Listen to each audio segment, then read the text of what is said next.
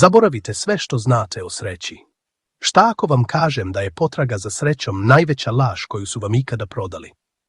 Šta ako je ideja da ćete jednog dana biti sretni, kada dobijete povišicu, kada pronađete savršenog partnera, kada riješite sve svoje probleme, zapravo ono što vas drži zarobljenim u ciklusu nezadovoljstva? Živimo u svijetu opsjednutom srećom, ali statistike su poražavajuće. Stope depresije i anksioznosti su više nego ikada prije. Osjećamo se usamljenije, pod većim stresom i preplavljeniji nego jedna generacija prije nas. Zašto? Zato što smo sreću pretvorili u cilj, u destinaciju koja je uvijek iza sljedećeg ugla. Čekamo da oluja prođe kako bismo pronašli sunce, ne shvatajući da prava moć leži u učenju kako plesati na kiši. Ovaj video nije još jedan vodič o toksičnoj pozitivnosti. Neću vam reći da ignorišete bol, da se pretvarate da je sve u redu. Naprotiv, danas ćemo zaroniti duboko u tamu. Suočit ćemo se sa patnjom, sa haosom, sa neuspjehom. A onda ću vam pokazati kako da u samom srcu te tame upalite svjetlo. Svjetlo koje niko i ništa ne može ugasiti. Ovo je vaš vodič za neurološku otpornost. Ovo je nauka i umjetnost biranja sreće, ne kao osjećaja koji dolazi i odlazi, već kao vještine koju gradite, kao mišića koji jačate svaki dan, bez obzira na okolnosti. Zaboravite sve što znate o sreći. Prava revolucija vašeg uma počinje sada. Anatomija nezadovoljstva. Zašto je mozak programiran za negativnost? Evolucijski mamurluk. Negativna pristrasnost. Da bismo razumjeli kako izgraditi sreću, prvo moramo shvatiti zašto je naš mozak prirodno sklon da se fokusira na negativno. To nije vaša greška. To je evolucijski mamurluk. Desetinama hiljada godina opstanak naših predaka nije ovisio o tome da li su primijetili lijep zalazak sunca. Ovisio je o tome da li su primijetili šuškanje u grmlju koje je moglo biti sabljozubi tigar. Naš mozak je razvio ono što psiholozi nazivaju negativna pristrasnost, negativni bias. To je naša urođena tendencija da se više fokusiramo na negativne stimuluse, da ih duže pamtimo i da im pridajemo veću težinu. Jedna kritika boli više nego što 10 komplimenata prija. Jedan loš događaj može uništiti dan pun dobrih trenutaka. Vaš mozak nije dizajniran da vas čini sretnim, dizajniran je da vas održi u životu. U modernom svijetu, taj mehanizam za preživljavanje postao je recept za anksioznost. Sabljozubi tigrovi su nestali, ali naš mozak i dalje skenira okolinu tražeći prijetnje. Loš e-mail od šefa, neobičan pogled od stranca, neočekivani račun, sve to postaje moderna verzija tigra u grmlju. Naša amigdala, centar za strah u mozgu, pali se, preplavljujući naš sistem hormonima stresa poput kortizola. Rezultat? Postajemo magnet za bijedu. Ali to nije zato što smo slabi, to je zato što je naš drevni hardver zastario za moderni softver života. Hedonistička traka za trčanje. Zamka, bit ću sretan kada.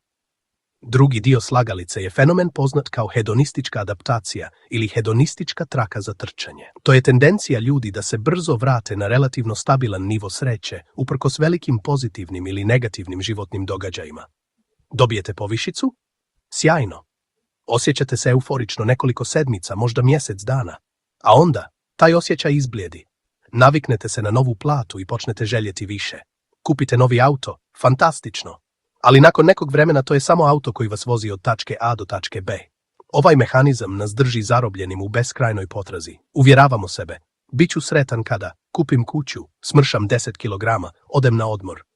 Ali kada to postignemo, početni val sreće splasne i mi samo postavimo novi cilj na horizontu. To je iscrpljujuća trka bez ciljne linije. Sreća koja ovisi o vanjskim okolnostima je prolazna i iluzorna. Ona nas čini vječnim tragačima, a nikada pronalazačima. Razumijevanje ova dva koncepta, negativne pristrasnosti i hedonističke adaptacije, je ključno.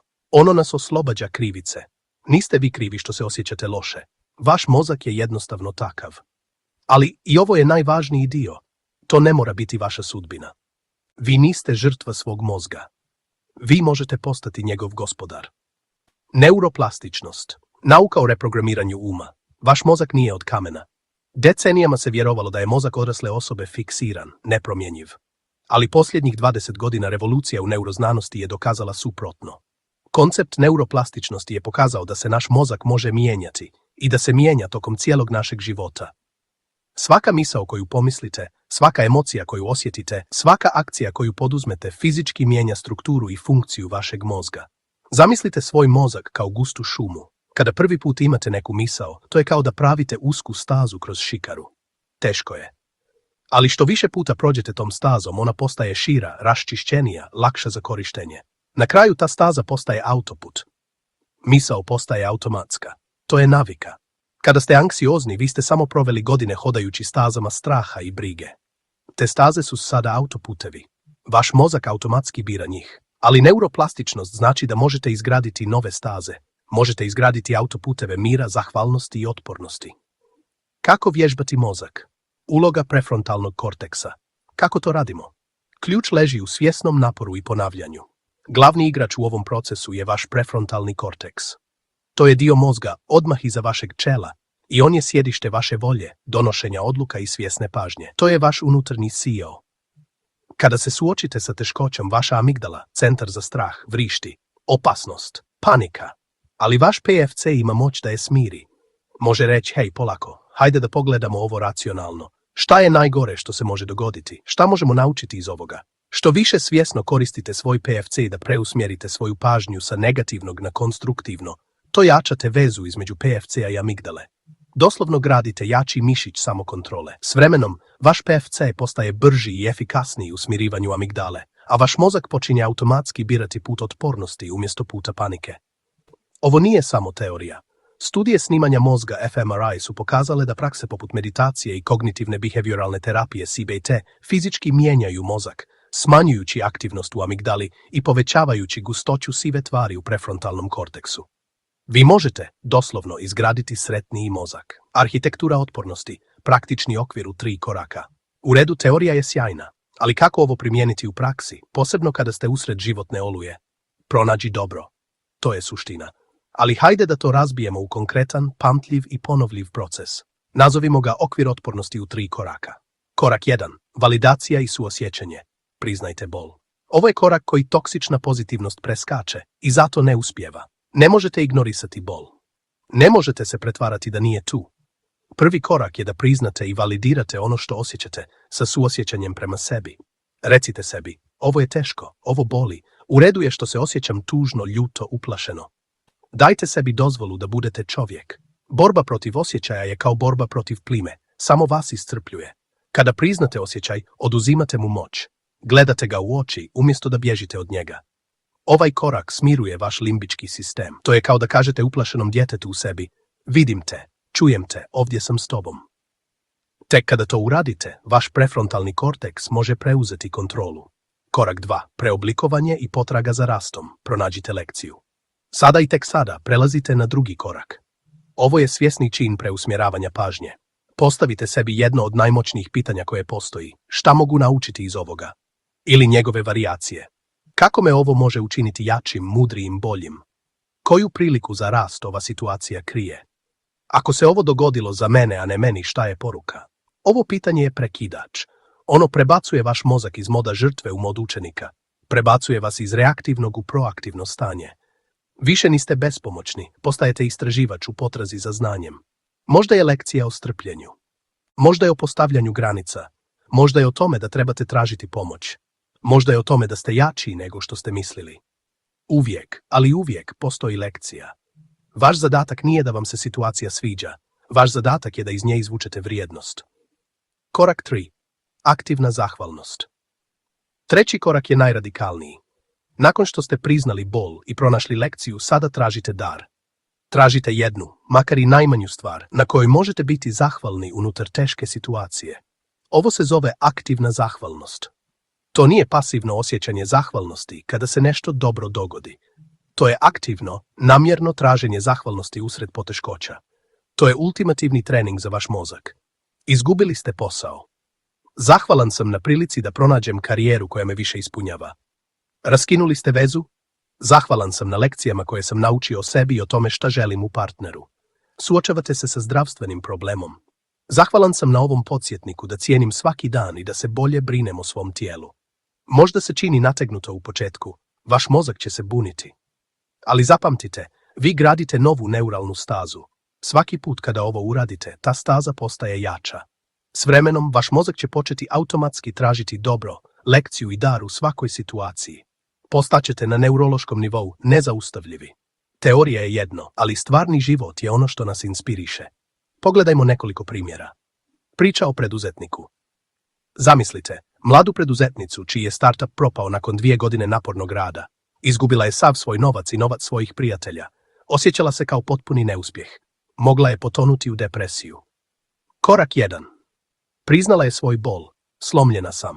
Osjećam se poniženo i poraženo i to je u redu. Korak 2. Preoblikovanje. Pitala se šta sam naučila.